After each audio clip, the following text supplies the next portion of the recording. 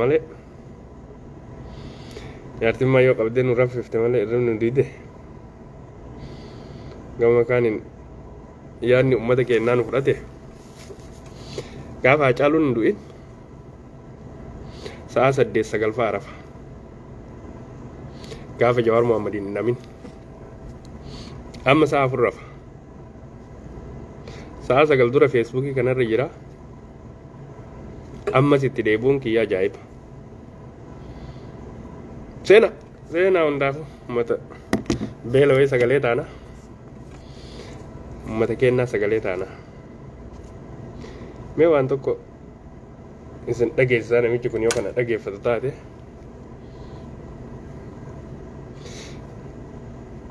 namicha kana ni beeytuumi rabbii jedhaa ijoolleen kanan beeytanii kun elemoo daandiitii kun Jamaal Gannooti Jamaal Galgalooti moo Jamaal Gannooti abbaan qabuun se haadhaan yaamama Jamaal Gannoo maal jedhanii rabbii jedhaa itti waa namicha kana politikaan yeroo kanatti tanattanan hin jiru Jamaal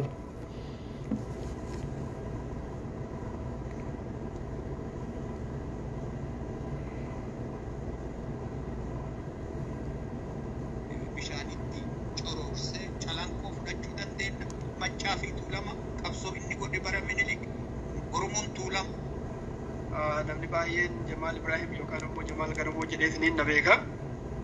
Ani kan jiraadhu immoo biyya Ameerikaa USA Minisootaa keessa jiraadha.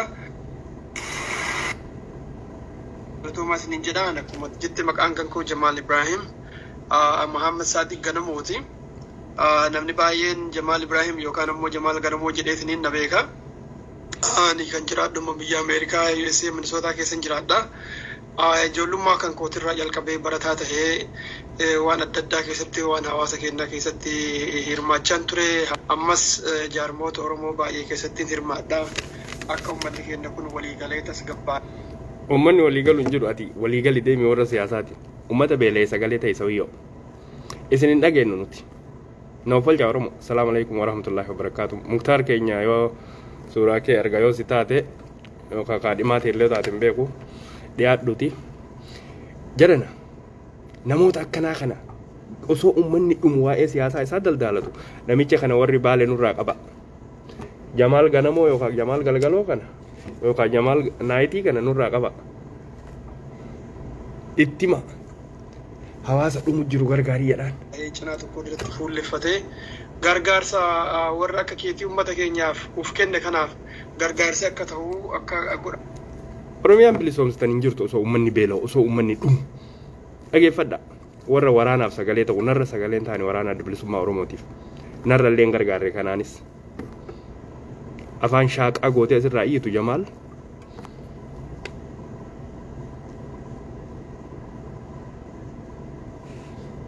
siisaa jiru dabalataan beela hamtuu hongee hordofuudhaan baa Oromiyaa kibba baa Oromiyaa akkasumas kibba Oromiyaa godinoota Gujiif Boorana. Namoota lamaan kan itti himaa jedhan Arsiin gamaa gamanaa itti himaa kun Arsii lixaa irraa kun Arsii bahaa irraa gabbahee warra osoo uummanni beelaan dhumu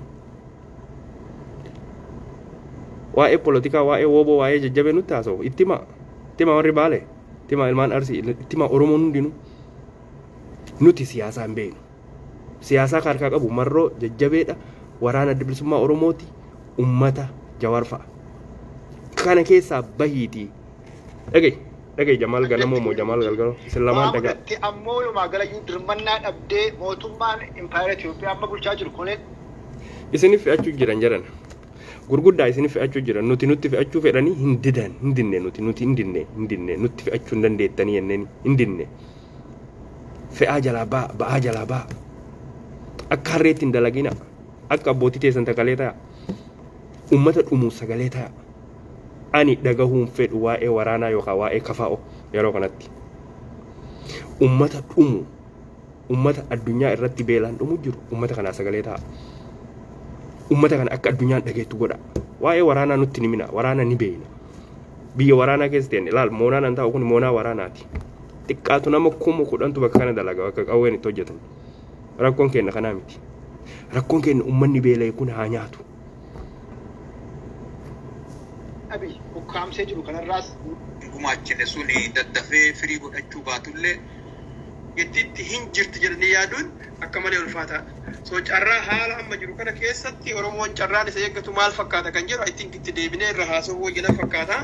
Haalli jiru jedhan obboleeyyan kiyya nama folcha obboleeyyan kiyya ilmaan Oromoo osoo uummanni dhumu kanneen qofaa miti. Doktoroonni, Profeesaroonni, hayyoonni baanan waa'ee waraanaa, waa'ee maalii dubbatti, waa'ee Abiyyi kanaa miti. Uummata beela'ee dubbadhu dura. Yoo biyya san galee biyya sanitti nama bulchaa yookaan nama hoogganaa guyya tokko gaafa biyyi sun jijjiirame haalli yoo jette uummata beela'uu dubbadhu. Anaa miti ka jedhe seera addunyaati. Ameerikaanis akkana, Kaanaadaanis, Irooppis akkana. First people uummanni dura ta'uu qaba. Osoo ati uummataan dubbanne marroo taate, jawaar taate, never I'm not following you. Si yalan deemuun. Uummata Oromooti dubbadhaa. Uummata dhumu jiru kanaa sagalee ta'a. Uummata Baaleen keessatti namni 50 wayi in 1 month baatee takka keessa dhume uummata kanaa sagalee ta'a. Mootummaanis warri karaa qawwees warri karaa nagayaas hawaasni Oromoos kanaan ala waliin galu. Kanaan ala qawwee miti waan feete baatta. I don't give a shit. Irran kaane waan ati baattu. Uummataaf baata uummanni natti haa fe'atu malee ani dhaabdi takka natti hin fe'attu. Waan woboo dubbadhe akkana qamaa caafaan waa'ee woboo isa beekta waa'ee wobootii miti. Kalee woboo taatu har'a uummata beela'ee gargaara. Help them. Uummata dhumu jiru kana gargaari. Bakka jirtu irraa Oromoon guutuu. Waraanni Oromoo kabadu hin jiru amma booda. Waraanni Oromoo hin badu. Kafaa'oonis hin baddu. Garuu ka uummata dhumu jiru, uummata seenaan itti nu gaafatu, uummata beelaan baatii takka keessatti baatii takkaaf 7 in 1 month in 2 weeks. Over 54 people die. Nama 54 du'e. Baatii takka keessatti Baaleen keessatti gammoojjitti. Kana jalaa bahuu hin dandeenyu nu hundinuu. Yakka raawwachuu jirru mootummaanis anis atis ummata beela'ee dhiiftee waa'ee siyaasaa, waa'ee woboo, waa'ee jajjaboo, waa'ee marroo, waa'ee biyyaa, waa'ee qabsoo natti himtu qabsoo teena irraan faca'e. Qilee kuchisiisi qabsoon amata 150 Oromoon gabrummaa keessa turte har'ati dubbattee bilisummaa fidda. Siyaasaa isinirra beene siyaasaa dubbachuu feene waa'ee siyaasaan dubbanna garuu no.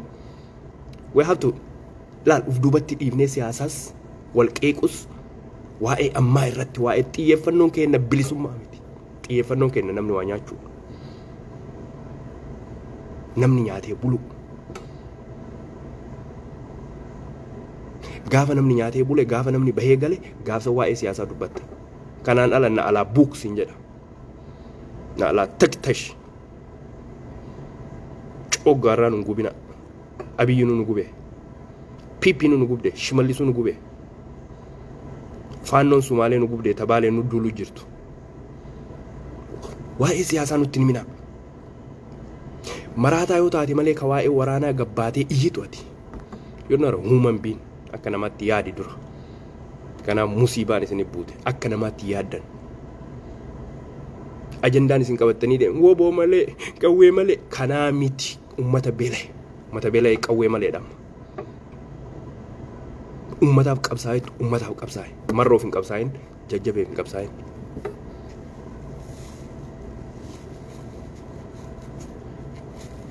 Isaan hidhatanii jiran namni irraa hiiku hin jiru.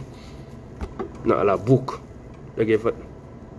Erga dhaame deeqaa 2 mallee taatu ni kenne guyyaan Jummaadha. Happy Friday baga Jummaa itti isiniin gahe gammada warri sabaaf dalagu hin gammanna gammada. Ka sabaaf galgalaa ganama quuqa qabu jira. Amata 100 jiraadhu Oromoo. Sirraa rakkoon qabu ka rakkoo irraa qabu faandoo akkanaa kanneen irraa. Fando akkana kanneen irraa fando. Probably in the last 50 years, maybe wagga 50 amma duraayyuu haalan argamini. Okay. Ati akkanumatti 50 years 20 years kanuma albaatate asirra teette Oromoon isin bilisoomtanii jiru. Rakkoo isin uummata Oromoo irratti walii galuu diddanii siyaasaa keessanii wal dhabdan uummanni keenya beela'u jira. Uummanni keenya beela'u jira. Rakkinna siyaasaa keessaniitiif jecha uummanni keenya dhumu jira lafarra. Biyya alaa jirtan maqaaf addunyaan isin hin dhageettu. Isin uummata Tigraay gadi, uummata Amaaraatii gadi. Akkamitti dippiloomaasii dalaguu hin dandeenye dippiloomaasiin keessan afaan Oromootiin nurra dalaga. Fuck your shit. Take your politics somewhere else. Ana irratti hin feetu narra ba'aan gootu. Afaan Oromootiin kanatti himtu kana politikaa kee mallaqa narraa guurachuuf akka addunyaan hawaasa Oromoo dhageettu godhi. Akka addunyaan Oromoo beeloyte kana beela baaftu godhi. Faranjiin nama gargaarti yookaan gabbaanee kadhannaa marxoo karaa gubbaa fanne. Wallaahi billaahi. Wallaahi faranjii kadhadha bakka dalagaa kiyyaatti xiqqaatu nama 10,000 as jira. Donation naa godhaadhaan. Nama beelaan irraa dhumu jira biyyaan keessatti dhaladhe. Donation kadhadhee faranjii santurra gaarii isin kadhachuurra Oromoo. Keessattuu warri hayyootaa warri waa baranne jettu barumsi kee yoo arras hin fayyanne wallaahi Oromiyaa never ever no gonna lead it. Hin bulchitu. Oromiyaa yoo wallaalaan bulte tolti. Beekaa beekumsa isaa qabateetumaan asirraa odeessu asirraa alba'u miti. Dalage akka Jawaaritti dalage akka Marrootti gaafa si kabaja.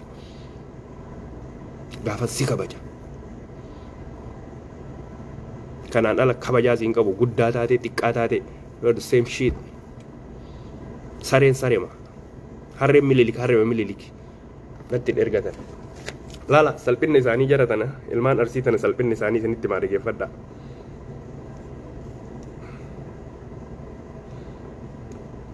Dan ijoolleen xixiqqoo. Jaratan affeeree daandii elemoo.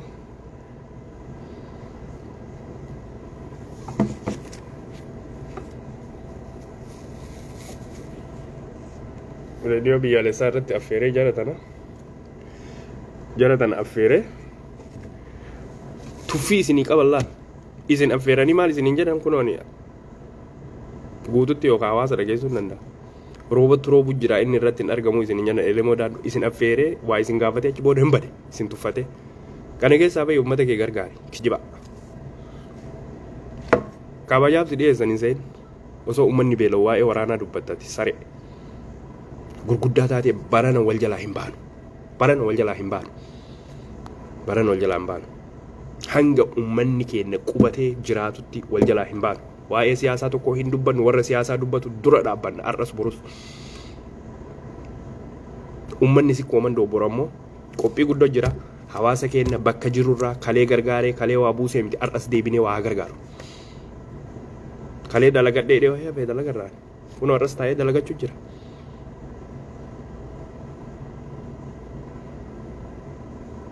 Eda nyaadhee ganama kanas deebi'ee nyaadhe garuu nyaanne bishaanuma dhuge buna dhuge nyaachuu hin danda'u osoo sabni keenya akkatti dhumu. Kanaafuu warri waa barannee naan jettu as gubbaa baatee asirraa tanattantu siyaasaa Oromooti waa'ee waraana adda bilisummaa Oromoo